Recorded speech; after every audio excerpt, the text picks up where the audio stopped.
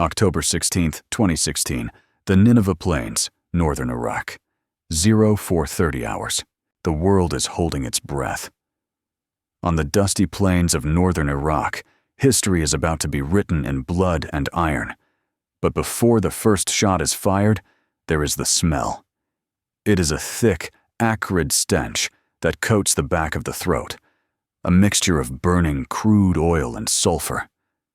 ISIS, in a desperate bid to blind the coalition satellites and drones circling high in the stratosphere, has set the Kayara oil fields on fire. They have also ignited the Mishraq sulfur plant. The sky is not blue, it is a bruised purple and black, a toxic ceiling that turns high noon into a permanent, eerie twilight. Beneath this apocalyptic sky, the largest military force assembled in the Middle East since the 2003 invasion is waking up. 100,000 troops. It is a fragile, unlikely coalition. There are the Kurdish Peshmerga, descending from the northern mountains, masters of guerrilla warfare. There are the Iraqi army regulars, seeking redemption for their collapse 2 years prior. There are Shia militias, fueled by religious fervor.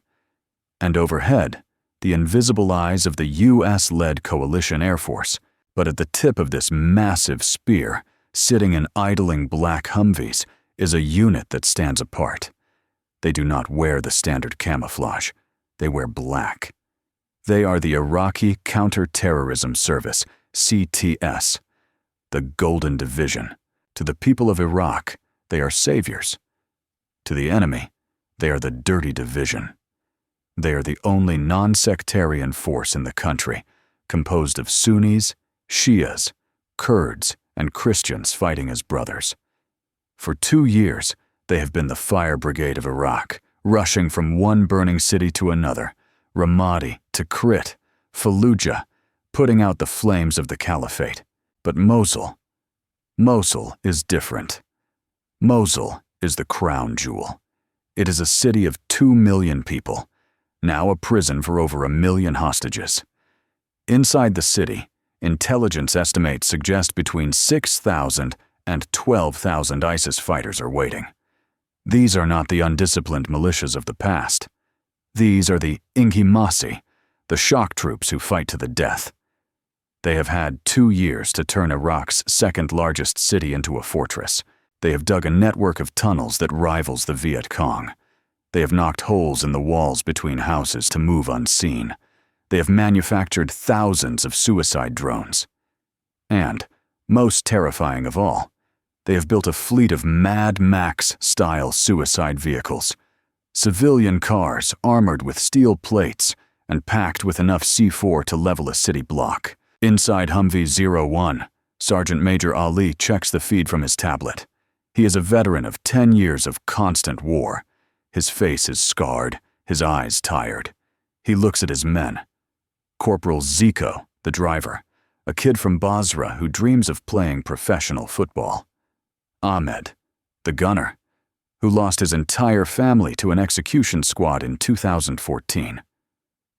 They are silent. They know the statistics. In urban warfare, the attacker usually needs a 10-to-1 advantage to win. Here, in the narrow alleys of the old city, those ratios mean nothing. "Check your radios," Ali says, his voice raspy from the smoke. "And check your hearts. We are not going there to conquer. We are going there to save. Remember that when the shooting starts." The radio crackles. "All units, this is Golden Command. The gate is open. Push." A low rumble begins, vibrating through the soles of their boots. Hundreds of diesel engines roar to life simultaneously. The Battle of Mosul has begun. The plan is a hammer blow. The Peshmerga will clear the outlying villages. The army will encircle the city. But the Golden Division? Their mission is to drive straight into the mouth of the beast. They are to breach the eastern defenses at Gogjali, push through the industrial districts, and fight their way to the Tigris River, which splits the city in half. By November 1st, 2016, the convoy moves slowly past the sign that says, "Welcome to Mosul." It is riddled with bullet holes. The landscape shifts instantly from open desert to dense urban sprawl. This is the nightmare scenario for any armored column. In the desert, the Golden Division's Abrams tanks and Humvees are kings. In the city, they are sitting ducks. The streets of the Gogjali district are eerily empty. Tumbleweeds of trash blow across the pavement. There are no civilians, no dogs, no birds, just the hollow, black windows of concrete houses staring down like thousands of dead eyes. "Stay off the main road," Ali orders. "Hug the walls." But the streets are rigged. Every pile of garbage could be an IED. Every parked car could be a bomb. Suddenly, the silence is shattered. A high-pitched whine like a mosquito grows louder. "Drone! Drone overhead!" Ahmed screams from the turret. It's a small commercial quadcopter, something you could buy online. But this one has a modified release mechanism. It drops a 40mm grenade directly onto the hood of the lead Humvee.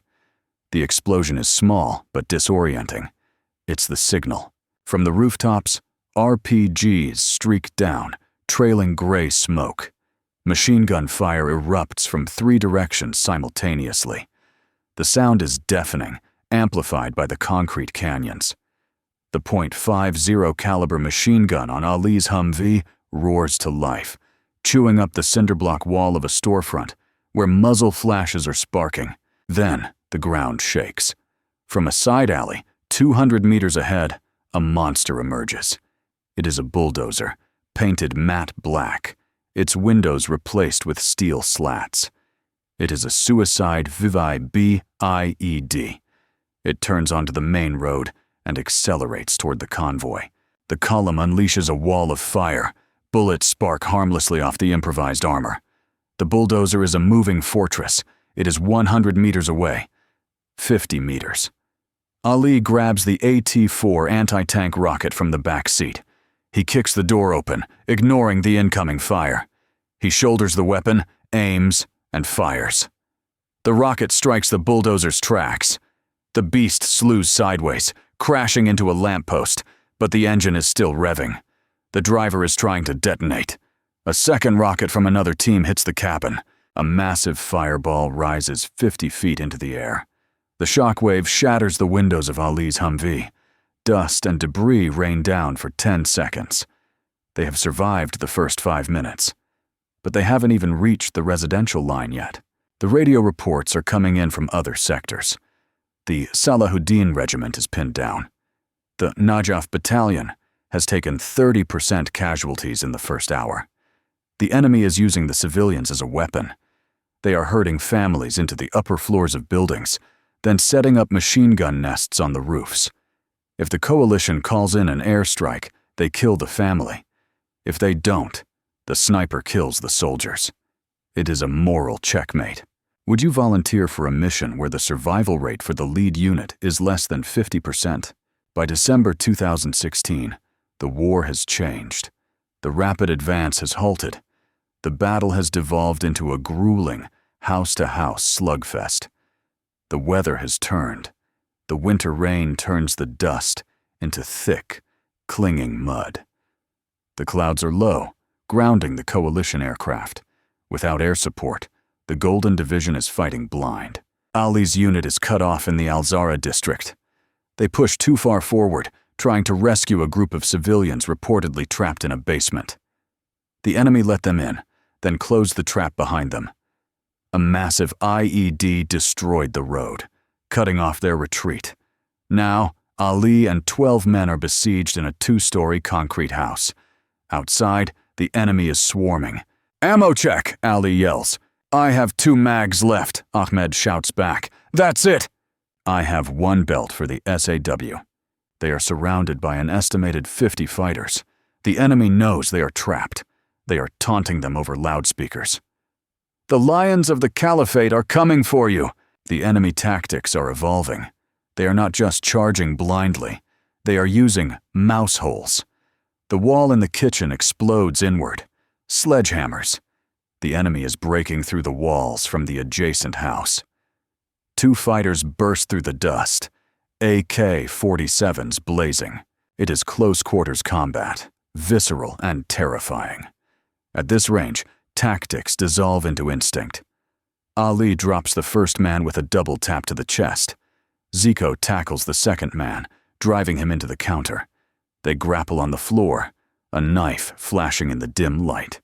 Ahmed fires a single shot. The enemy fighter goes limp.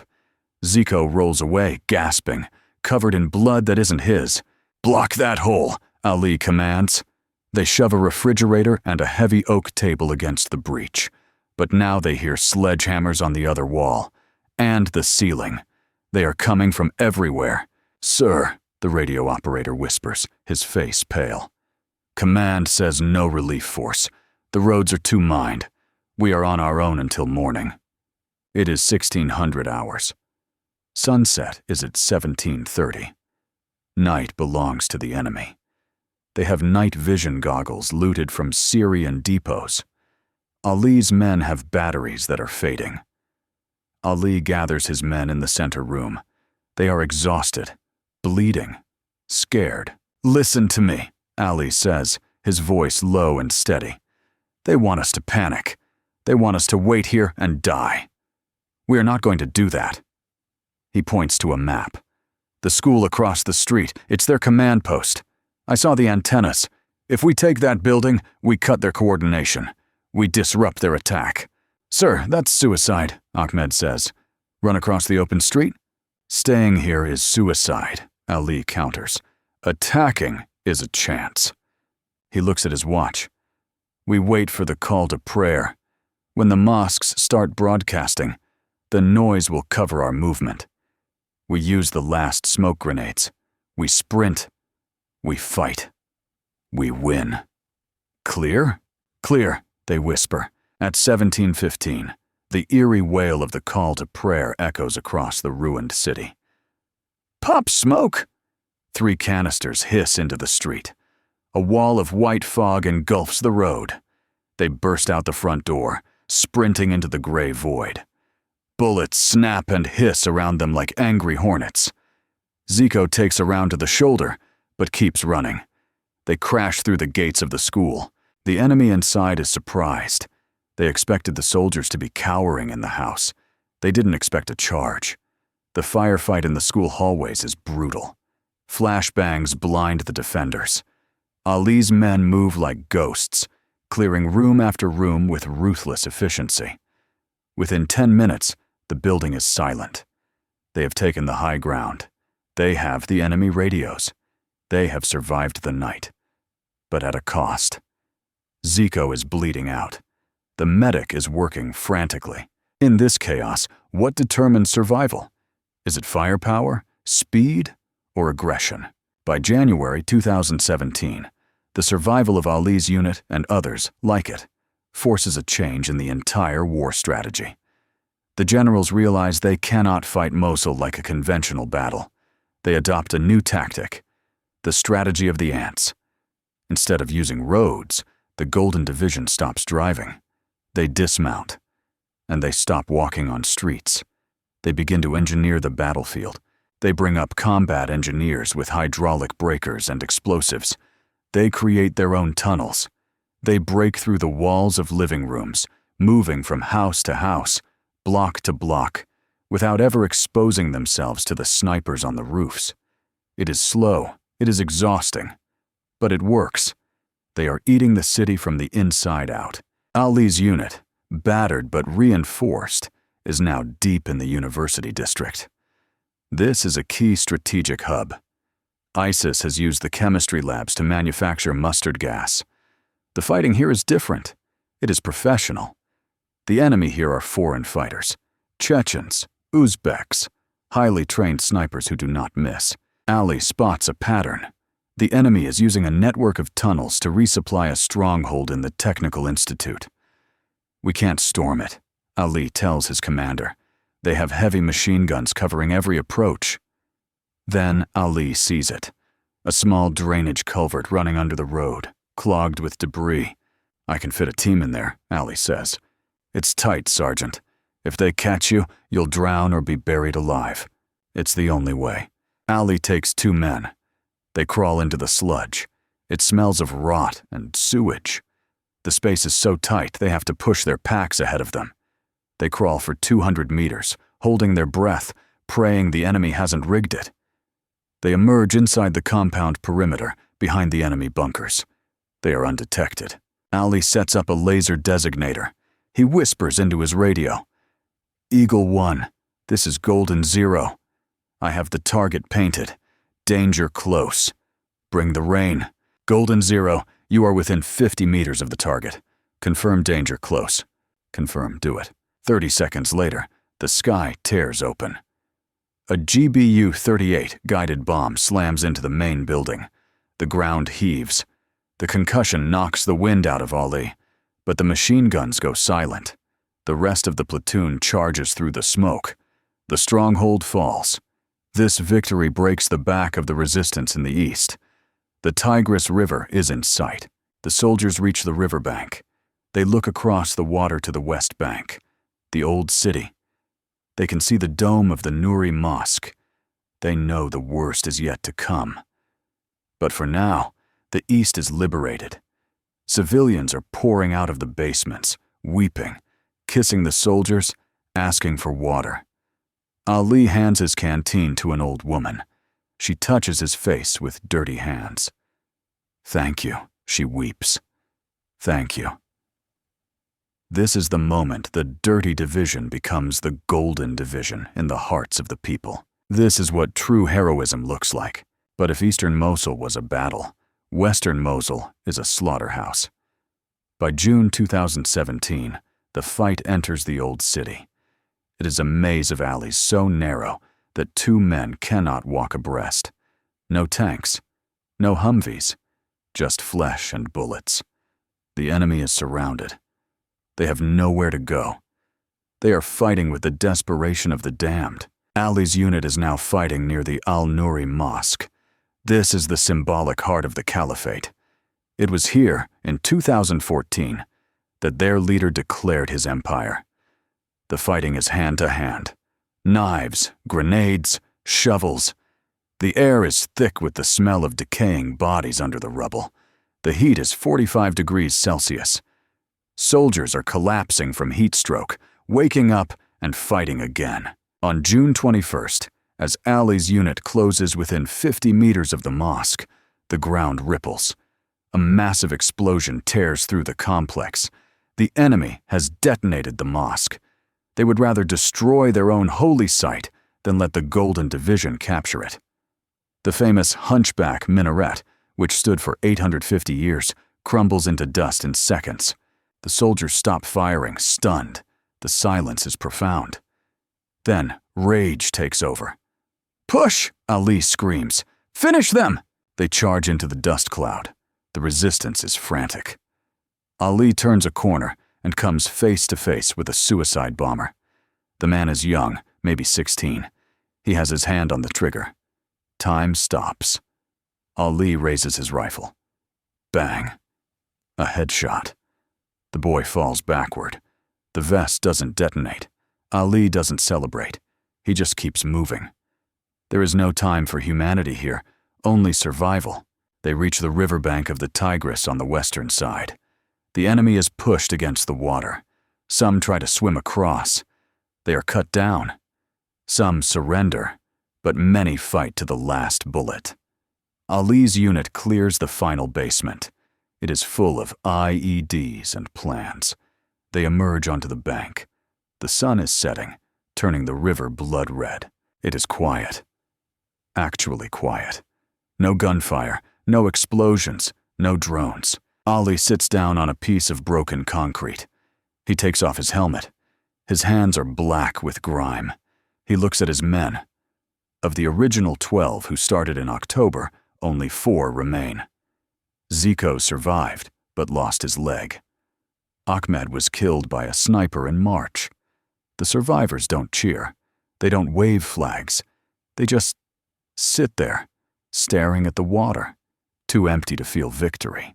On July 10th, 2017, victory is officially declared. The Prime Minister arrives to plant the flag. The world celebrates. ISIS is defeated, The headlines scream. But the cost is a number the world tries to ignore. Mosul is gone. The old city is a lunar landscape. 8 million tons of debris.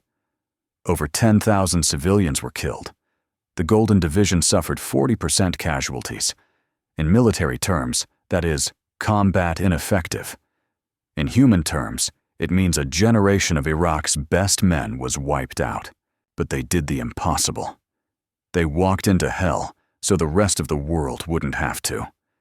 They broke the back of the most brutal terrorist organization in modern history.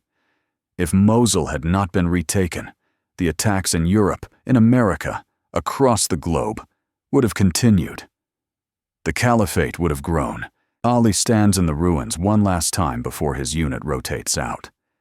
He sees a family returning to what was once their home, now just a pile of bricks. A little girl finds a plastic doll in the rubble. She picks it up and smiles. It is a small thing, but it is everything. Life returns. The darkness was pushed back, not by drones or politicians or strategies, but by men like Ali. Men who stood in the fire and didn't blink. History may forget their names. The news cycle moves on. But the streets of Mosul remember. The walls, pockmarked with bullets, remember. And we must remember. Subscribe to Untold War Stories Official.